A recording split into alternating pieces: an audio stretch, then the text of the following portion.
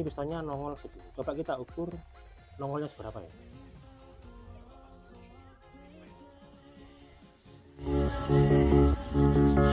And now we're nothing but a memory. So now I long. Selamat siang teman-teman, kembali lagi bersama Bengkel AM Speed.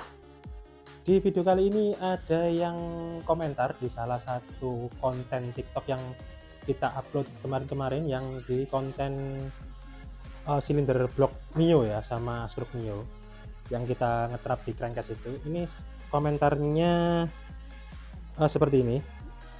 Ada 3 komentar. Yang pertama saya sebutkan, bisa pakai skateboard nggak mas? Itu yang pertama. Terus kemudian yang kedua, bingung itu, ini namanya A ya, yang kedua ini namanya TikToknya A. Terus komentarnya seperti ini, bingung itu cara pakai vernier gimana, kok gitu. Terus kemudian ada komentar lain juga, yang ketiga komentar ini dari ini apa, nama TikToknya Agus Yusuf. Ini komentarnya juga, ngukur nongolnya piston kok gitu posisi skatmatnya. Nah ini coba kita jelaskan, M-Speed jelaskan tentang ilmu skatmat ya. Kita sudah siapkan 3 skatmat di sini ya. 3 skatmat. Ada yang pertama itu skatmat digital, terus kemudian skatmat yang merek berkualitas ya, Mito Toyo. Terus kemudian ada juga skatmat InSize. Oke, kita bahas semuanya sama sebenarnya. Kita bahas ini ya, skatmatnya ya. Dalam ilmu skatmat itu biasanya kalau ngukur diameter dalam itu pakai yang ini ya, yang atas. Biasanya yang diketahui banyak orang-orang di luar sana itu, pertama ini ngukur diameter dalam, terus kemudian diameter luar ini, terus kemudian kalau kedalaman pakai yang ini. Biasanya mereka lebih sering tahu itu 3 teknik pengukuran itu. Tapi sebenarnya itu ada satu teknik lagi, yaitu pakai yang sebelah sini teman-teman. Pakai yang sebelah sini. Ini sama produsen skatmat itu didesain rata antara yang sebelah sini sama sebelah sini. Itu rata, presisi 0 banget ya, presisi banget. Sama, semua sama. Coba kita cek juga yang merek Mito Toyo. Mito Toyo ya mereknya ya. Ini juga. Nah, ini 0 ya.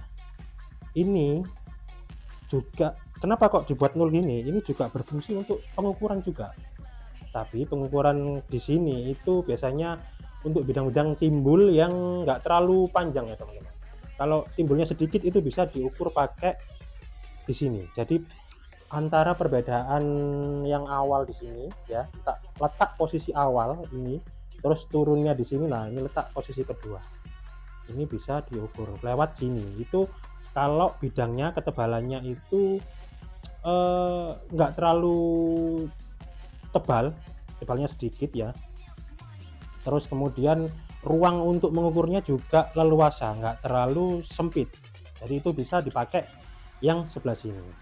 Sama juga yang digital juga sama, ini dibikin rata. Jadi semua produsen skatmat atau vernier kaliper atau jangka sorong itu mendesain semua bagian ini itu rata, 0 ya, presisi. Oke, coba kita ukur satu persatu. Kita buktikan bahwasannya antara bidang ini sama bidang ini tuh bisa dibuat ngukur. Kita cek ya.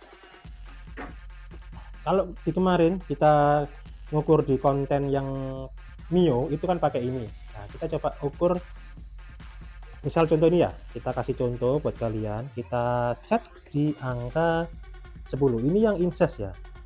Ini InSize. Nah, ini kita paskan dulu angka 10. Kita kunci biar nggak berubah. Nah, ini pas ya 10 ya. 10, coba kalian bisa lihat, kalian cek. Oke. Setelah itu kita ukur bagian ketinggian ini sama ini ya. Pakai skatmat digital ya, kalian lebih mudah membaca ya. Kita ukur, nah kita tempelkan di bagian sini. Nah, kita tempelkan seperti ini, kita tempelkan di bagian yang di sisi kedua ini ya. Kita cek. Coba kita lihat di sini. Nah, oke. Nah, coba dilihat di sini. Oke, 10 ya teman-teman. Nah 10 pas. Nah itu artinya apa? Artinya nilai ini 10 kalau diukur di sini juga ketemunya 10. Dia nggak akan berubah sangat banyak, enggak. Itu pas presisi sesuai dengan hitungan standarnya produsen sketmat ya. Itu yang insize. Coba kita cek lagi, kalau kalian penasaran kita cek lagi titik kedua. Misal contoh ini saya kasih di angka 13 ya. 13 kita kunci dulu. Ini masih insize ya. Nanti kita tunjukkan juga yang Mitutoyo. Kita cek, kita ukur seperti tadi. Oke, di sebelah sini ya kita tempelkan. Nah ini nah itu 13 ya. Nah 13 oke. Nah ini ada warna goyang. Nah ini oke 13 ya. Nah, sama kan angkanya. Di saat angkanya 10 diukur di sini 10. Di saat angkanya 13 diukur di sini 13. Oke. Ini yang insize. Kalau kalian masih pengen dibuktikan lagi, ini pakai sketmat Mitutoyo. Ini lebih mahal harganya kalau Mitutoyo, lebih presisi sketmatnya. Coba kita langsung cek di angka misal contoh 5 ya. Kita kasih 5. Ini kunci dulu. Nah ini 5 ya. Oke, kita cek kayak tadi. Tempelkan. Nah ini ya 5 ya.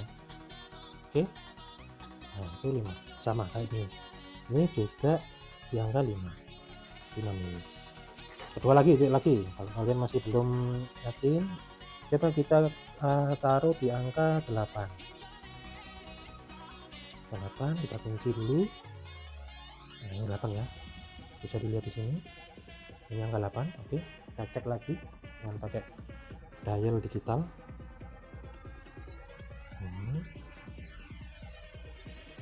Nah itu ya.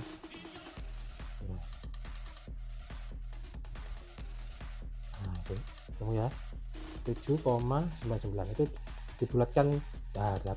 Oke, itu ya. Jadi kedua sketmat ini insize dan Mitutoyo, dan tentunya sketmat yang lain itu pasti akan sama nilainya ketika diukur pakai ini dan diukur pakai di sini. Jadi kalau kalian yang belum tahu tentang ilmu pengukuran lewat sini, nah ini kita Mspeed kita share supaya kita nggak monoton yang bikin konten sepeda motor aja, tapi kita jelaskan ke kalian, kita edukasi ke kalian tentang ilmu sketmat ya, ilmu jangka sorong, ilmu vernier caliper ya, biar kalian lebih tahu. Karena apa? Karena Mspeed di sini itu setiap hari itu pakai sketmat teman-teman. Setiap hari pakai sketmat, hampir setiap nggak sampai 1 jam, setengah jam pasti pakai, karena tukang-tukang di sini tuh pasti ngukurnya kan ngukur lubang setrukan itu kan pakai sketmat. Nah nanti misalnya lubang 30 itu nanti 28 diukur lagi, 29 diukur lagi. Jadi setiap berapa menit sekali itu mereka pakai, dan sudah bertahun-tahun mereka pakai, dan nggak akan pengalaman jadi lebih banyak untuk menggunakan sketmat ya. Jadi kita di sini berbagi, sharing biar kalian lebih tahu tentang ilmu sketmat ya.